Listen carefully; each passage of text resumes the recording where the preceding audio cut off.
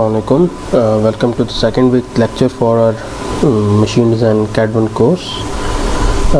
Today we are going to discuss about screws and fasteners and the course content that has been derived or that has been used in making this slides is from Machine Design and Integrated Approach 4th edition by Norton. Okay. The common element among screw fasteners is the thread. ठीक है, हम screw fasteners की बात करें. Screws वगैरह हम हर जगह use करते हैं. ठीक है, बोल्ट्स वगैरह, स्क्रूज़ वगैरह. ठीक है, फासन करने के लिए टेम्परेरी फास्टनिंग है. ठीक है, जिसको आप ओवर द टाइम आप चेंज भी कर सकते हैं. So the most common element among screw fasteners is the thread. The thread is a helix that causes the screw to advance in the workpiece or nut when rotated. So होता क्या है कि ये जब थ्रेड बने होते हैं, जैसे जैसे जो है इसके ऊपर जो है लेट से आपके पास एक स्क्रू है और बोल्ट जो है जैसे जैसे रोटेट करता जाएगा वो आगे मूव करता जाएगा. थ्रेड्स एक्सटर्नल भी हो सकते हैं, इंटरनल भी हो सकते हैं. एक्सटर्नल स्क्रूज़ के केस में और इंटरनल जो है जिस तरह नट है या फिर कोई थ्रेडेड होल है उसके केस में. दो डिफरेंट जो है इसमें स्कीम्स आपके पास चल रही होंगी. एक UNS है और एक ISO है. दोनों जो हैं आपके पास 60 डिग्री का इंक्लूडेड एंगल जो है यूज़ करते हैं. ठीक है, यहाँ आपको सामने समझ आ रही होगी कि 60 डिग्री इंक्लूडेड एंगल का क्या मतलब है. और 3 पैरामीटर इसमें यूज़ हो रहे होंगे. ठीक है, सबसे पहले जो है इसमें जो है पिच है. Pitch is the distance between adjacent threads, यानी कि आप ये समझ लें कि किसी एक थ्रेड के जो है क्रस्ट से लेके अगले क्रस्ट तक का डिस्टेंस या फिर रूट से लेके अगले रूट तक का डिस्टेंस जो है वो पिच कहलाएगा. उसके बाद जो है आपके पास यहाँ पे मेजर डायमीटर है जो कि ओवरऑल जो है यानी कि अगर कंप्लीट आपके पास बॉडी है और ये थ्रेड इंक्लूड करके जो आपके पास ये डायमीटर बन रहा है that is your major diameter. उसके बाद माइनर डायमीटर है या फिर आप उसे रूट डायमीटर कह देते हैं. ठीक है, जो कि थ्रेड के बगैर जो यानी कि सिर्फ आपके पास जो बॉडी है उसका डायमीटर है जिसके ऊपर ये थ्रेडिंग होगी. उसके अलावा जो है पिच डायमीटर है. पिच डायमीटर आप सॉर्ट ऑफ कह लें कि ये इन दोनों का मीन है एक तरह से. सो पिच डायमीटर के लिए डिफरेंट जो है आपके पास प्रोपोर्शंस आपके पास यूज़ हो रही होंगी UNS और ISO थ्रेड्स में भी. ठीक है, और रूट डायमीटर भी उसके मुताबिक जो है केसेस में चेंज होता है. ओके, इसके बाद जो है सॉर्ट ऑफ डिस्कस कर लेते हैं डिफरेंट चीज़ों को. लीड के बारे में. लीड जो है वो डिस्टेंस है data meeting thread will advance axially in 1 revolution of nut, यानी कि आप एक उसका सर्कल कंप्लीट करते हैं तो उसने कितना जो है डिस्टेंस ट्रैवल किया. अगर तो वो सिंगल थ्रेड होगा जिस तरह आपको यहाँ नज़र आ रहा है तो क्या होगा कि एक रोटेशन में वो उतना ही मूव करेगा जितना जो है आपके पास पिच है, यानी कि जो पिच है वही 1 रोटेशन में कंप्लीट होगा. अगर तो वो डबल थ्रेडेड है तो उसमें क्या होगा कि that actually has 2 parallel grooves wrapped around the diameter. ठीक है, 2 डिफरेंट आपके पास जो है यहाँ ग्रूव्स चल रही होंगी. In this case the lead will twice of the pitch. ठीक है, आपके पास जो पिच होगी उसका ये डबल होगा. इसी तरह जो है हमारे पास ट्रिपल थ्रेड है जिसमें जो है ये थ्राइस होगी. सो इसके जो मल्टीपल थ्रेड है उनका एडवांटेज यही है कि आपके पास जो है थ्रेड हाइट आपके पास रिलेटिवली स्मॉलर होगी और जो है हम फास्ट एडवांसमेंट हम जो है इसमें अचीव कर सकते हैं. सो ये इसके जो है एडवांटेजेस में है. और इसके अलावा सच इसमें कोई चीज़ नहीं है डिस्कस करने वाली. उसके बाद हम यहाँ देख लेते हैं. अब UNS और ISO ने भी अपने जो स्क्रूज़ हैं उनकी 3 डिफरेंट कैटेगरीज बनाई है. UNS में जो है कोर्स पिच है, फिर फाइन पिच है, फिर एक्स्ट्रा फाइन पिच है. ISO की कोर्स सीरीज़ और कोर्स पिच जो है UNS की दोनों जो है मोस्टली कॉमन है, मोस्टली रिकमेंडेड की जाती हैं. जो कॉमन हमारी एवरीडे एप्लीकेशन है या फिर जो है when screw is threaded into a software material. Fine pitch जो है या फाइन सीरीज़ ISO में होती है, वहाँ स्मॉलर हेलिक्स एंगल है उसका. ठीक है, और more resistant to loosening from vibrations, ठीक है। तो जो कोर्स सीरीज़ है उसका ये ड्रॉबैक है कि वो वाइब्रेशंस की वजह से लूजन अप हो सकती हैं।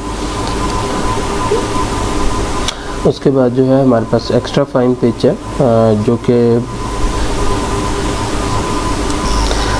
एक्स्ट्रा फाइन पिच में क्या होता है कि आपके पास that has the highest precision, और वहाँ जो है ये यूज़ होगा जहाँ वॉल थिकनेस जो है लिमिटेड है, उस जगह पे जो है इसकी एप्लीकेशन आपको मिलती है।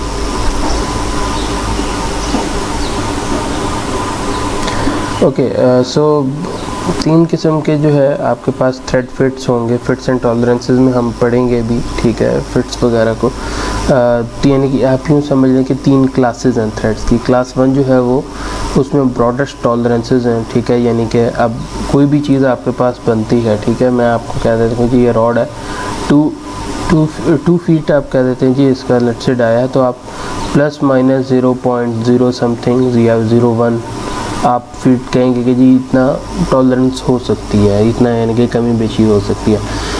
सो जो क्लास 1 है उसमें ब्रॉडेस्ट टॉलरेंसेस यानी कि टॉलरेंसेस की लिमिट बहुत ज़्यादा है। लेट्स से कह लें कि अगर हमने कंपैरिजन करना, हम कहते हैं कि प्लस माइनस 5 हम कह देते हैं, यानी कि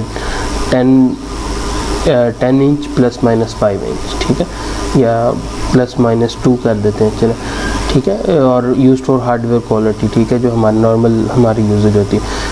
उसके बाद जो है क्लास 2 जो है उसमें क्लोजर टॉलरेंसेस है for a better quality meeting, यानी कि हम कह देते हैं कि अब ये वही 2 प्लस माइनस 0.5 है या 0.2 है लेट्स से, ठीक है, यानी कि ये कम है। और उसके बाद क्लास 3 है जो कि हाईएस्ट प्रिसीजन है कि 0.01 या 0.001 तक ये जो है चला जाएगा।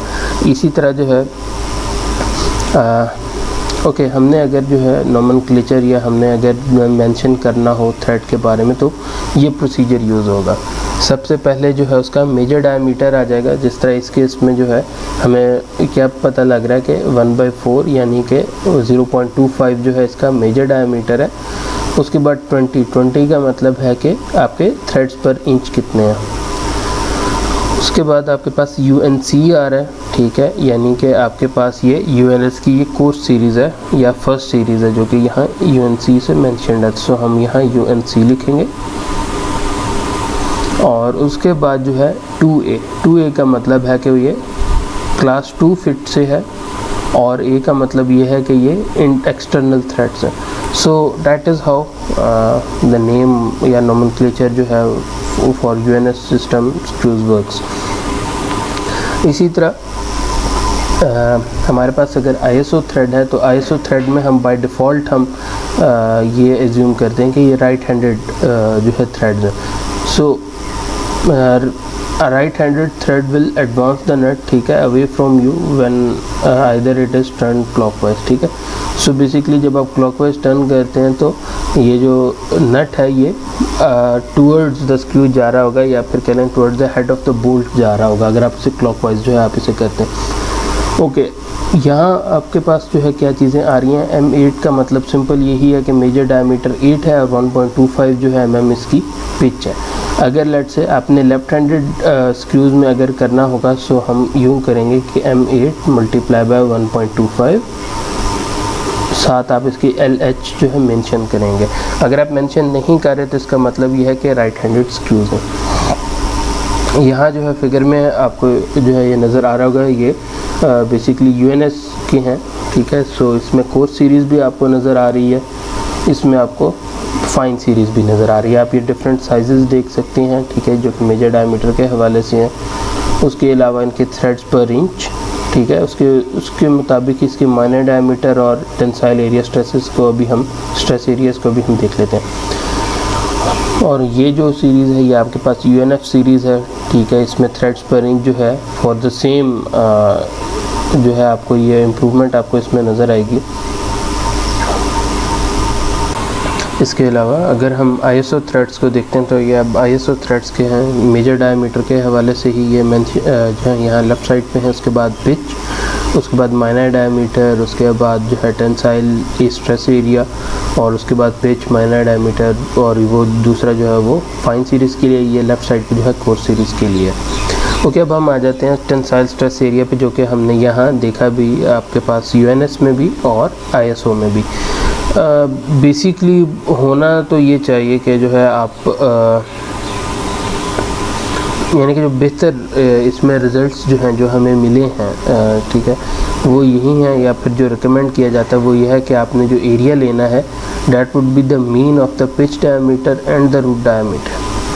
क्योंकि हो क्या रहा है कि आपके पास रूट डायमीटर तक तो ये बिल्कुल सॉलिड पार्ट आपके पास आ रहा है, ठीक है, मगर आपके पास रूट डायमीटर से जो मेजर डायमीटर तक का पार्ट है वहाँ आपके पास ये ट्रायंगल देखें थ्रेड्स बन रहे हैं। सो इस वजह से उसको भी इनकॉर्पोरेट करने के लिए हम यहाँ पिच डायमीटर भी ऐड कर देते हैं, जो कि यानी कि बेसिकली इनके इन बिटवीन ही होता है, ठीक है। सो इस तरह जो है हमारे पास ये टेंसाइल एरिया डेवलप होता है। उसके अलावा अगर आपने पिच डायमीटर फाइंड आउट करना है यूएनएस थ्रेड्स के लिए, तो उसके लिए कुछ ये रिलेशन होगा, ठीक है, D P is equal to D minus 0.649519/n। N जो है आपके पास वो थ्रेड्स पर इंच, और डी जो है आपके पास यहाँ मेजर डायमीटर होगा। इसी तरह ये रूट डायमीटर के लिए रिलेशन है। आईएसओ थ्रेड्स के लिए ये आपके पास जो है पिच डायमीटर और रूट डायमीटर का रिलेशन है।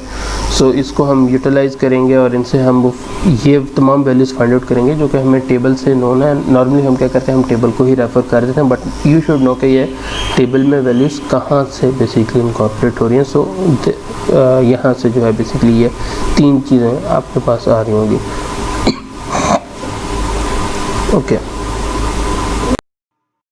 इक्विवेलेंट रेडियस आपके पास आएगा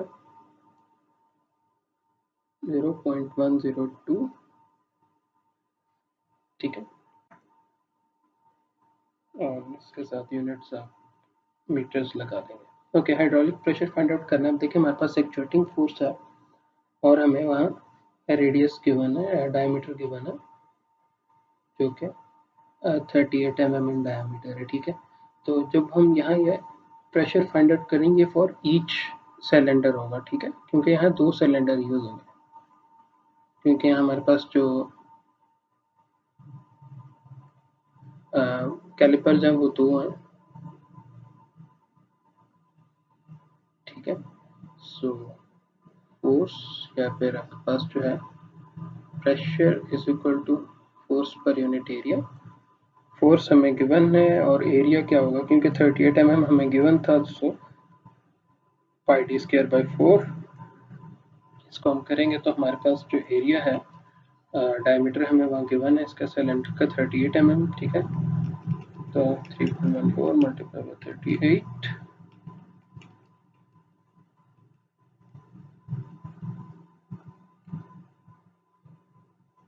ये हमारे पास आएगा 1.133 इंटू 10⁻³ मीटर स्क्वायर। और फोर्स जो है वो हमें गिवन है, जो कि हमने यहाँ ऊपर फाइंड आउट भी किया है, 16.672 किलो पास्कल।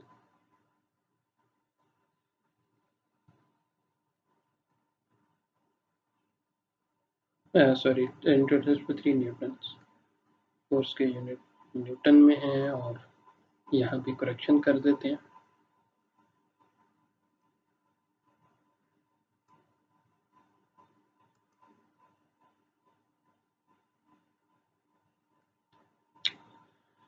ओके, सो जब हमारे पास ये वैल्यू आ गई है, ठीक है, तो सिंपल इसके बाद जो है हमने 16.672 इंटू 10⁻³ डिवाइडेड बाय 1.133 इंटू 10⁻³ तो हमारे पास जो रिजल्ट आएगा दैट वुड बी